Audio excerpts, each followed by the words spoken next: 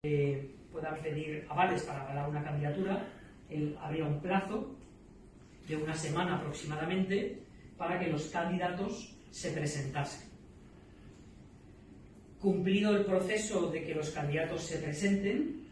se abre un plazo de campaña interna en el cual los candidatos pues, manifiestan sus posiciones y hay una votación que es la crucial, que en lugar del 8 de mayo sería aproximadamente el 16 de abril, creo recordar, les voy a dar la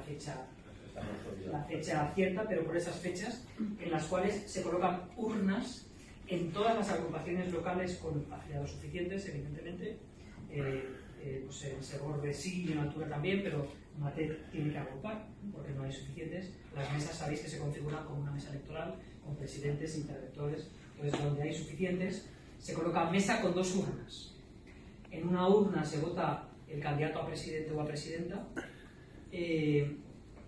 en la otra se elige